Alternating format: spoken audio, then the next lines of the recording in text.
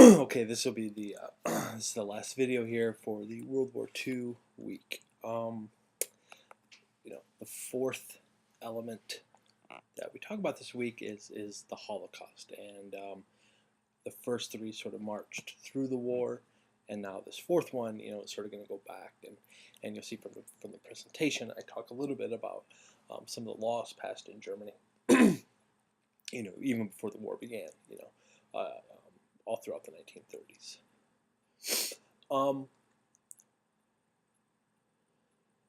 There are classes. Again, believe there are at least two professors uh, who teach classes just on the Holocaust. If you're interested, I don't show many, and when I teach this in class, I don't show many pictures of what happened. Not that there isn't plenty of documentation. I think there's one picture, and it's far enough away that I think it's okay. The reason I don't show those pictures is, in some ways you've seen worse. You see worse, maybe every day, or in movies and things like this.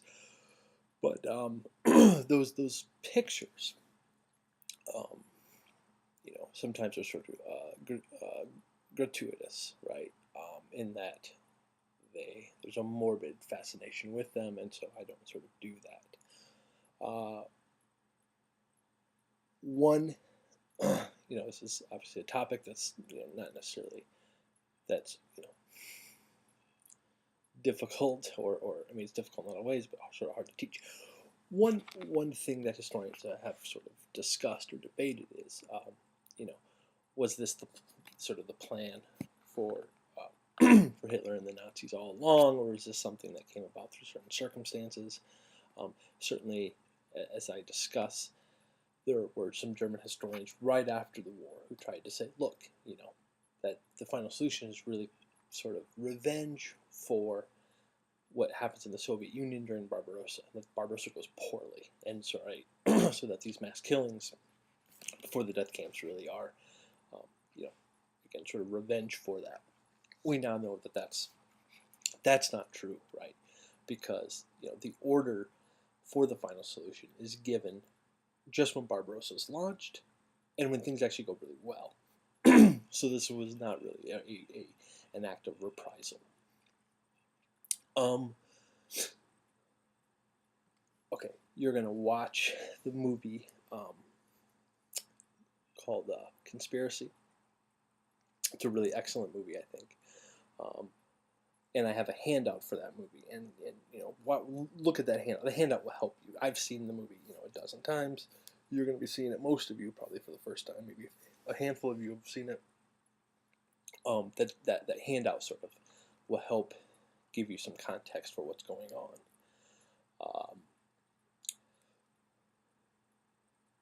The one thing I want to mention is I think, in the presentation you'll see it's sort of the last presentation slide. In fact, I think it was the one for the sort of the war ending, so the one you've just seen, right? This question of how is it that Germany does this? How is it that in the land of this great art, this great music, great literature, how is it there that the final solution sort of takes place? And the little introduction you read to the book, or the introduction to the book you read for the last little unit there, is all about that, right? It's written by a German historian. And what the author is arguing, and if you've seen Schindler's List, there's a scene in the first few minutes, I don't know how, it's not very far in, where the movie sort of opens with one of the ghetto sort of cleansings, getting everybody out of the ghetto and onto the trains. And some German soldiers who were involved in doing this, enter this apartment, and there's a piano, and one of them starts to play, and they start to argue over what he's playing.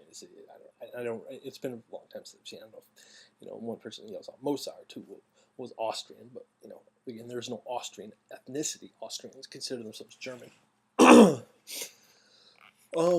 Another one yells out, no, Schubert, and I don't remember necessarily the composers. Sorry, but they are discussing this. when you watch Conspiracy, there's a discussion about philosophy, and there's a little discussion about music that takes place at the end of the film. Sorry. So the question is, how do we reconcile these two things, right? How do we reconcile some of the most beautiful music ever written and performed, and the Holocaust? And what this German historian tries to do, right, in this book, is talk about this connection. And what his claim is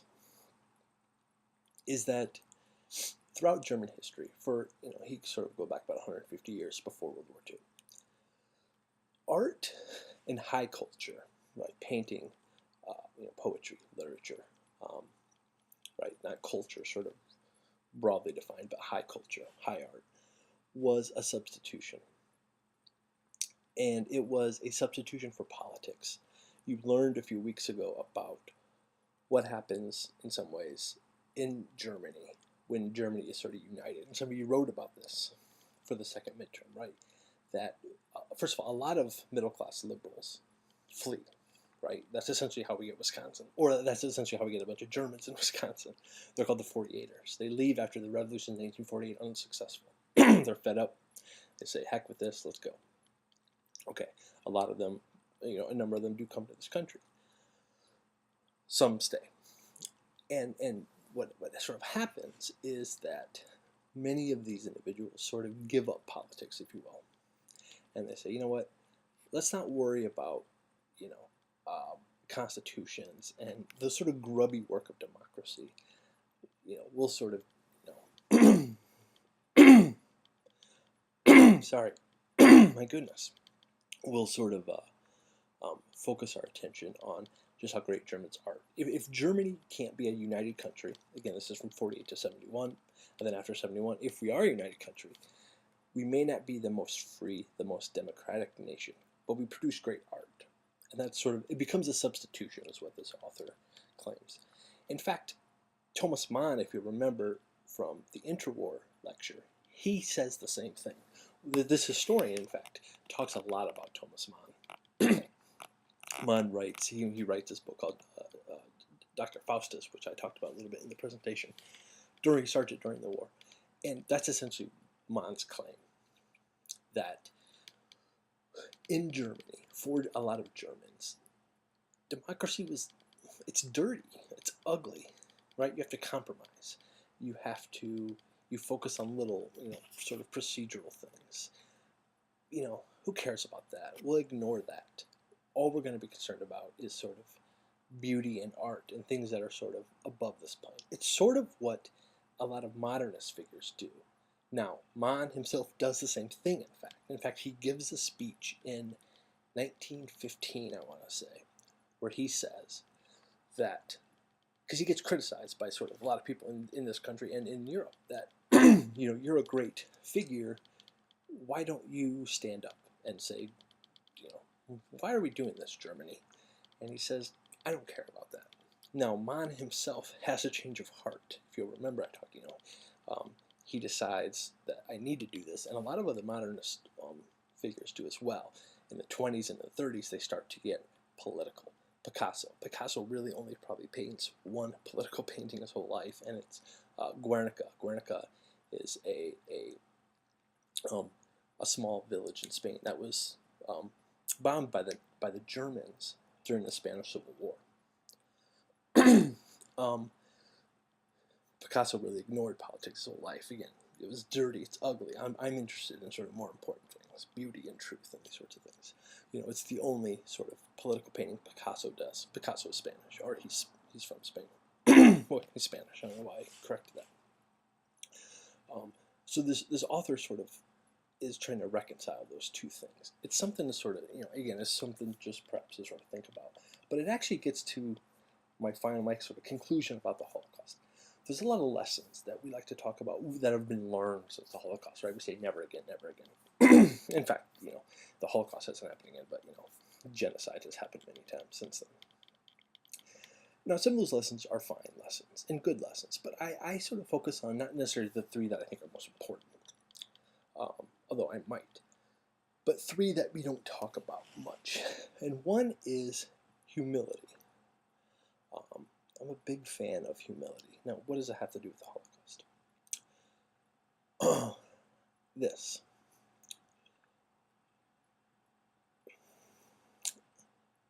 We don't know what Hitler necessarily thought about what was going on.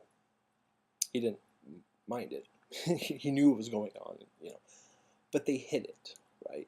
There's, I think, a stereotype is that they thought it was really good what they were doing in the final solution. They thought it would produce something good. But when you watch Conspiracy, pay attention. A lot of them, when they're told what they're going to do, they're behind it. They don't mind it. They're not raising really objections. One figure sort of does, which you'll see.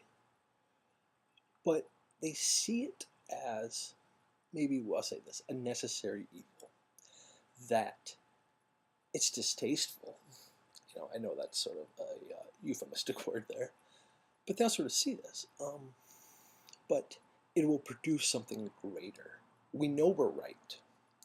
And if we do this thing, which we realize that our soldiers don't like to do, there's talk of that in that movie Conspiracy. And we have a lot of other works now where German officers were worried about the effect doing these things would have on their enlisted men. And it did. And they wrote a survey or reports back saying, look, the morale of the men is really down.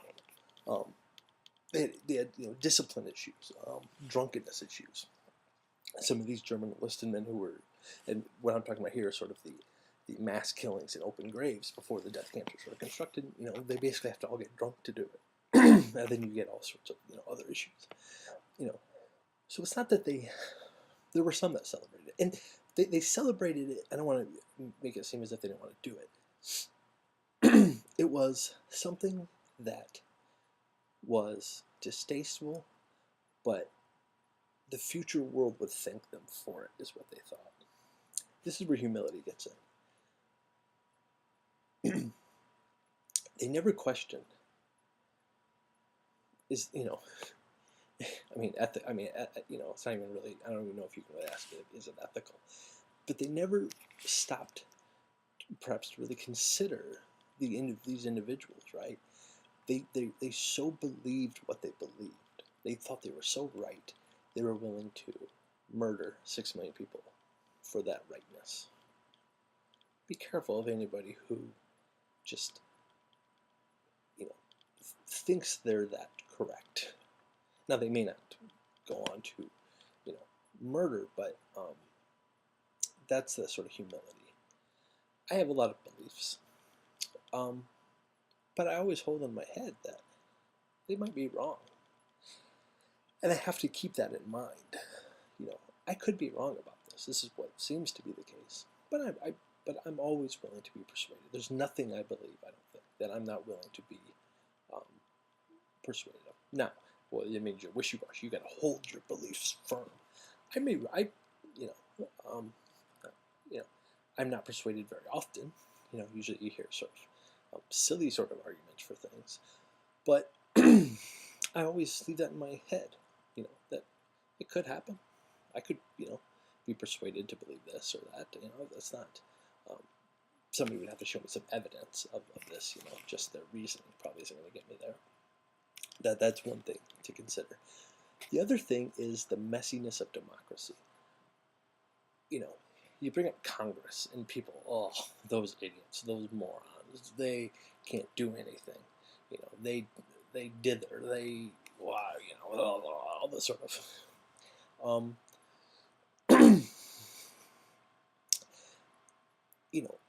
Same thing with the university. If you've ever gone to the university and had to get something done, it might take you a month, right?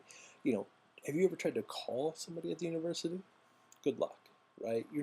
It's going to be a phone message. You're never going to hear back. I got an email 2 months ago from about a student I had a year and a half before that. I got an email in October about this student's grade.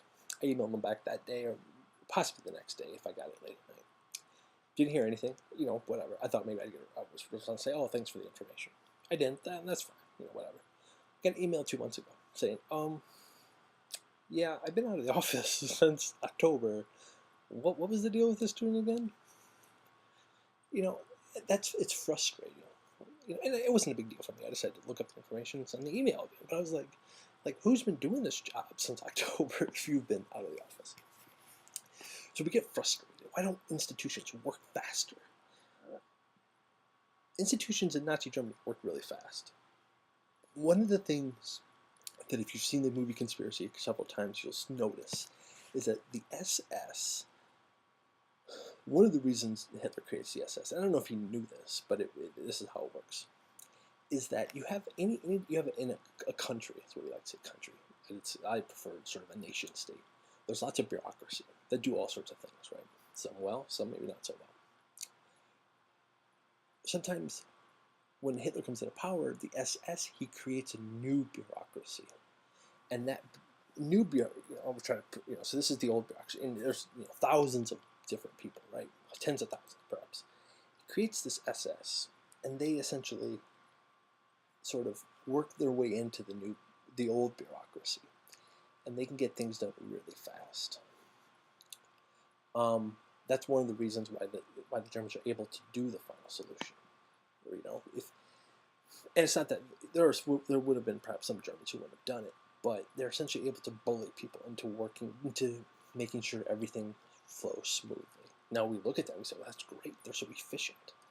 But that efficiency, if you go down the wrong road, can get you in a lot of trouble. Sometimes that bureaucratic, inertia isn't a bad thing. It makes things move slow, and sometimes we get frustrated. But if there's a big mistake, it can slow that down. Now, what about if there's a great thing? Well, that's the sacrifice. I'm not a fan of going to the DMV or somewhere where you have to wait in line. But it might be there are bigger evils. There are bigger problems to concern yourself with, right? And it almost gets to this idea of humility. Be careful. The third thing I talk about is the sort of loss of utopia, right?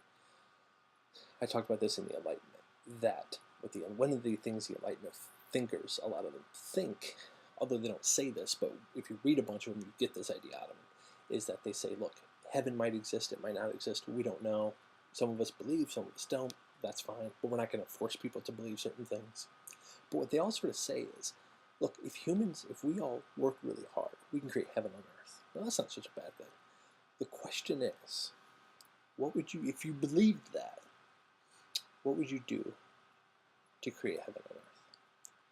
That's what the Nazis thought they could do, right? They talked about the East, what is now sort of even that land they first took in Operation Barbarossa as a Garden of Eden, which is in heaven, I guess, but which is sort of, if you know anything about Christianity, is sort of, well, it's sort of heaven on earth before Earth exists in the form that it does now, where there's death and dying and disease and all those bad things, right? That's sort of Garden of Eden, sort of that special place. It gets ruined by original sin, right? What a lot of philosophers will do after World War II is say, look, let's make the world better, but let's accept imperfection. Because again, if you believe you can create a perfect world, what would you do? If any of you have seen Pan's Labyrinth, that's what that movie's about. And there's a ton, there's other movies too, but that's sort of the newest one that I really know of. Right?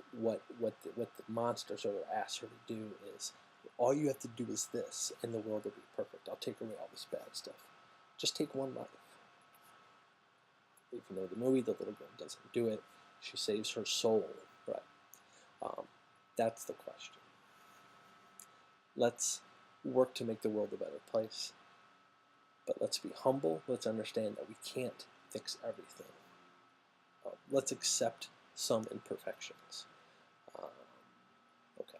So again, there's lots of other, perhaps, lessons to be learned, but those are lessons that aren't always obvious and aren't always sort of discussed and talked about. Okay, a very long video. Good luck. Talk to you next week.